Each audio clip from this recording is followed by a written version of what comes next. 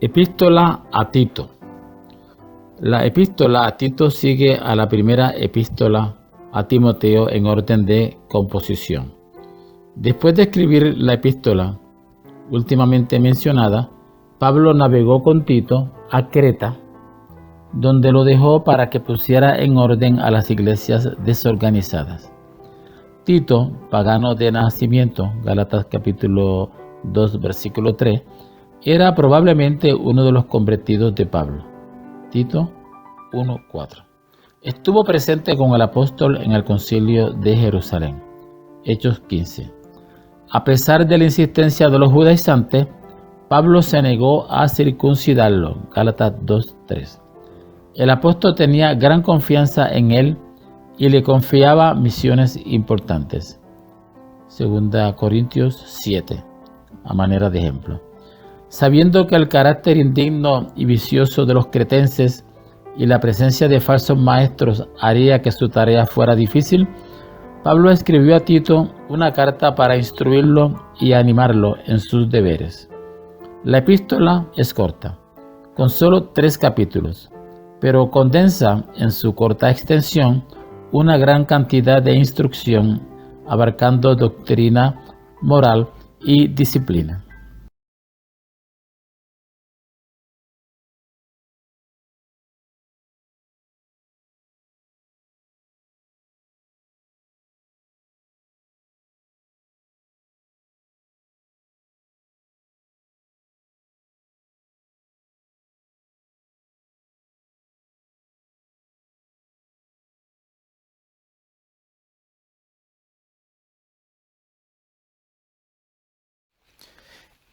Epístola de Pablo a Tito, capítulo 1.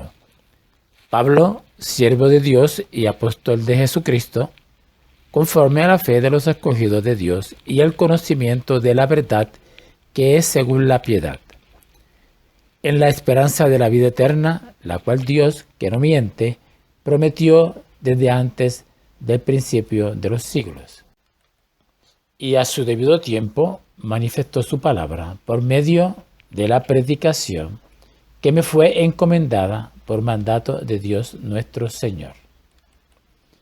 A Tito, verdadero hijo en la común fe, gracia, misericordia y paz de Dios Padre y del Señor Jesucristo, nuestro Salvador.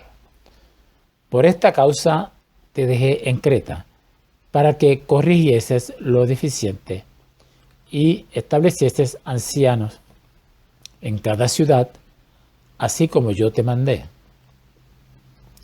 El que fuere irreprensible, marido de una sola mujer, y tenga hijos creyentes que no estén acusados de disolución ni de rebeldía.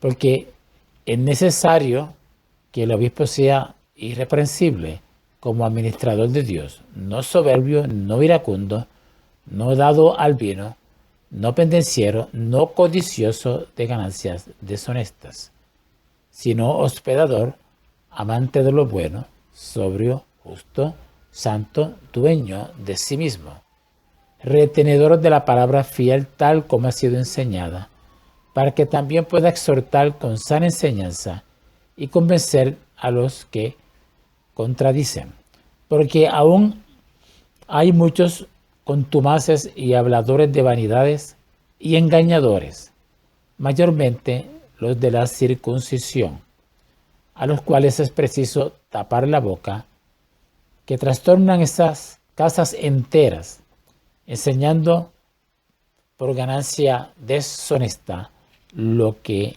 no conviene. Uno de ellos, su propio profeta, dijo: los cretenses, siempre mentirosos, malas bestias, glotones ociosos. Este testimonio es verdadero, por tanto, repréndelos duramente para que sean sanos en la fe, no atendiendo a fábulas judaicas ni a mandamientos de hombres que se apartan de la verdad. Todas las cosas son puras para los puros, mas para los corrompidos e incrédulos nada les es puro, pues hasta su mente y su conciencia están corrompidas.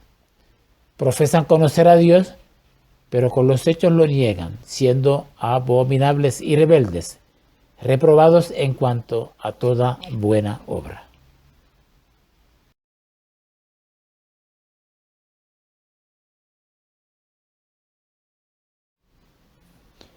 Comentario sobre el primer capítulo de Tito que acabamos de leer. En el primer versículo, Pablo escribió esta carta en el lapso entre su primera y segunda prisión en Roma. Antes escribió segunda Timoteo. Esta carta la hace para asesorar a Tito en su labor con las iglesias en la isla de Creta. Pablo había visitado Creta con Tito y lo dejó allí para ministrar. Versículo 5. Creta fue un centro de entrenamiento para los soldados romanos, por lo tanto hubo una considerable influencia pagana en esta isla pequeña. Por esta razón, la iglesia en Creta necesitó un liderazgo sólido. Y sobre este primer versículo, en una frase corta, Pablo nos da una percepción clara de su razón para vivir. Se llama a sí mismo un siervo, es decir, esclavo de Dios. Esto es, uno que está dedicado a obedecer a Dios. Esta obediencia lo condujo a usar su vida para predicar el mensaje de Cristo. ¿Cómo describiría usted su propósito en la vida, querido hermano? ¿A qué ofrece su devoción?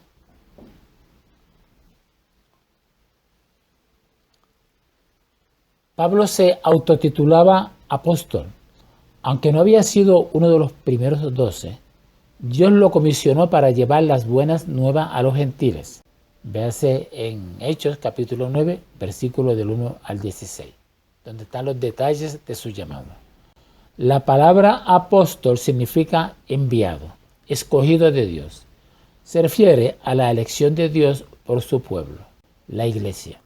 Pasando ahora al versículo 2 de este capítulo primero de Tito. Aparentemente, la mentira era algo muy común en Creta. Creta capítulo 1, versículo 12. Pablo deja en claro al comenzar de que Dios no miente. El fundamento de nuestra fe es confiar en la persona de Dios, porque Él es la verdad, es la fuente de toda verdad y no puede mentir.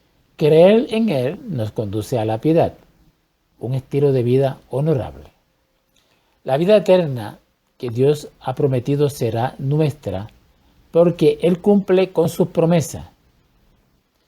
Construya su fe sobre el fundamento del Dios confiable, el que nunca miente. Considerando ahora el versículo 3 de esta epístola a Tito, en el capítulo 1, Dios es llamado nuestro Salvador, tal como sucedió con Jesucristo. Y en el versículo 4, Dios se refiere al Padre. Jesús cumplió con la obra de salvación al morir por nuestros pecados. Por lo tanto, es nuestro Salvador. Dios planeó la obra de salvación y el perdón de nuestros pecados. Tanto el Padre como el Hijo actuaron para salvarnos de nuestros pecados. Y yendo una vez más sobre el versículo 4 en Tito, debemos decir que Tito, un griego, fue uno de los colaboradores de Pablo en el que más confió y del que más dependió. Pablo envió a Tito a Corinto en varias misiones especiales para ayudar a la iglesia en sus problemas. Podemos verlo en 2 Corintios, capítulos 7 y 8. Pablo y Tito también viajaron juntos a Jerusalén. Gálatas, capítulo 2, versículo 3. Y a Creta, lo vemos también aquí en Gálatas, capítulo 1, versículo 5. Pablo dejó a Tito allí para que guiara en su desarrollo a las nuevas iglesias sobre la isla. La última vez que Pablo menciona a Tito es en 2 Timoteo capítulo 4, versículo 10, su última carta registrada. Tito tenía la habilidad para liderar, por lo tanto Pablo le dio la responsabilidad de conducir, alentándolo a que usara bien sus habilidades. Pasemos ahora al versículo 5 del capítulo primero de la carta a Tito. Creta, una isla pequeña en el mar Mediterráneo, como ya ustedes habrás visto en el mapa, tenía una población numerosa de judíos. Las iglesias allí probablemente fueron fundadas por judíos de Creta, los que habían estado en Jerusalén durante Pentecostés. Hechos capítulo 2, versículo 11. Mucho más de 30 años antes de que Pablo escribiera esta carta. Y en este versículo 5, el trabajo que faltaba era establecer una correcta enseñanza y establecer ancianos en cada ciudad. Pablo había elegido ancianos en varias iglesias. Esto lo podemos documentar en Hechos, capítulo 14, versículo 23. Él no podía permanecer en cada una de ellas, pero conocía que estas nuevas iglesias necesitaban un sólido liderazgo espiritual. Estos hombres guiaron las iglesias enseñando la sana doctrina, ayudaron a los creyentes a madurar espiritualmente y los equiparon para vivir por Jesús a pesar de la oposición. Y considerando del versículo 5 al 9, Pablo describe brevemente las cualidades que un anciano debiera tener. Él había dado instrucciones similares a Timoteo para que las aplicara en la iglesia de Éfeso, que ya hemos discutido previamente. Note que gran parte de las cualidades tiene que ver con el carácter de los ancianos, no con su conocimiento o habilidad. La forma de vida de una persona y sus relaciones es una ventana abierta para ver su carácter.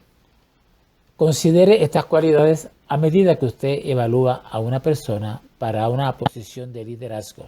Si bien es cierto que es importante tener un anciano o un pastor que pueda predicar con efectividad la palabra de Dios, es aún mucho más importante tener a uno que pueda vivir la palabra de Dios y ser un ejemplo para que otros lo puedan seguir. Consideremos el versículo 10. Habla de los de la circuncisión. Eran los judaizantes. Estos eran judíos que enseñaban que los gentiles debían obedecer todas las leyes judías antes de poder llegar a ser cristianos. Esto confundió a muchos nuevos cristianos. Pablo tuvo que escribir cartas a varias iglesias para ayudarlas a entender que los creyentes gentiles no tenían que ser judíos primero, a fin de ser cristianos. Dios acepta a cualquiera que viene a Él en fe. Veamos Romanos capítulo 1, versículo 17, donde lo establece claramente. Aunque el concilio de Jerusalén había lidiado con estos asuntos, Hechos 15, los judíos devotos que rechazaban creer en Jesús trataban de causar problemas en las iglesias cristianas. Los líderes cristianos debían estar alertas y tomar acción sobre cualquier cosa que dividiera a los cristianos. Consideremos ahora en este momento los versículos del 10 al 14 de este primer capítulo de la epístola de Pablo a Tito. Pablo advierte a Tito que debía velar por causa de aquellos que enseñaban falsas doctrinas y guiaban a otros al error. Algunos falsos maestros simplemente están confundidos, exponen sus opiniones equivocadas sin analizarlas a la luz de la Biblia. Otros tienen móviles malignos, pretenden ser cristianos solo porque pueden obtener más dinero. Esto lo llama Pablo ganancia deshonesta. O pretenden ser cristianos por una ocupación adicional o un sentimiento de poder para ser líder en la iglesia. Jesús y los apóstoles con frecuencia amonestaron en contra de los falsos maestros.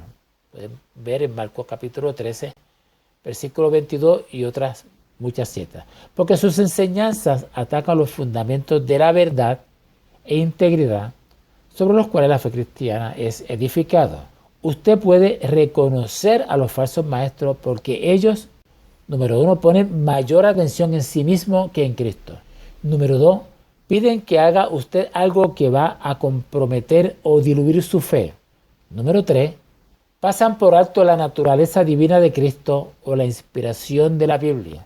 Y número 4, exhortan a los creyentes para que tomen decisiones basadas mayormente en el discernimiento humano antes que en la oración y la dirección bíblica. Vayamos ahora al versículo 12. Pablo se refiere a una línea de un poema de Epiménides, un poeta y filósofo que vivió en Creta 600 años antes. Algunos cretenses habían tenido una mala reputación y eran bien conocidos por ser mentirosos.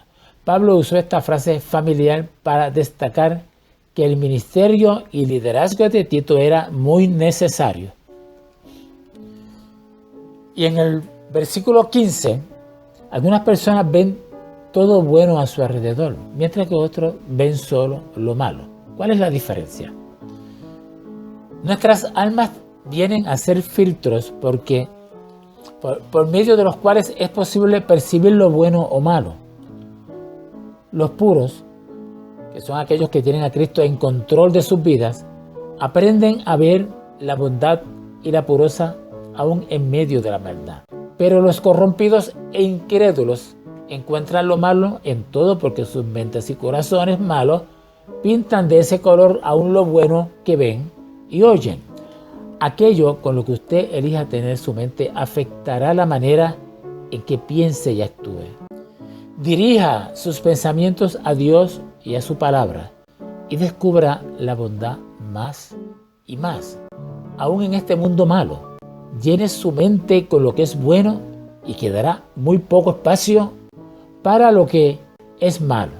Y yendo ahora al versículo 16, comentamos, muchas personas proclaman conocer a Dios, haber nacido de nuevo. ¿Cómo podemos saber que nos dicen la verdad?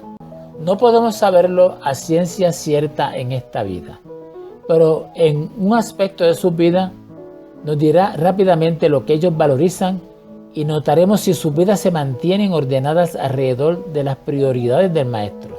La forma en que vivimos dice mucho acerca de lo que creemos. ¿Qué es lo que la gente sabe acerca de Dios y acerca de su fe al observar su vida?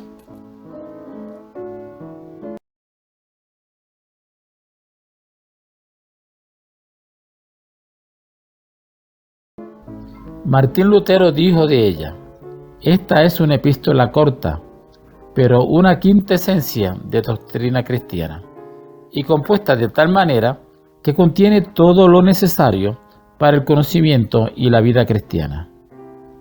Resumiremos su tema de la manera siguiente: la organización de una verdadera Iglesia de Cristo y una apelación a la Iglesia a ser fiel a Cristo. ¿Cuándo se escribió? Se escribió poco después de Primera de Timoteo. ¿Por qué se escribió? Para instruir a Tito en la organización de la iglesia cretense. El bosquejo general envuelve, número 1, el orden y la doctrina de la iglesia, capítulo 1. Segundo término, la conducta de la iglesia, capítulo 2 y 3.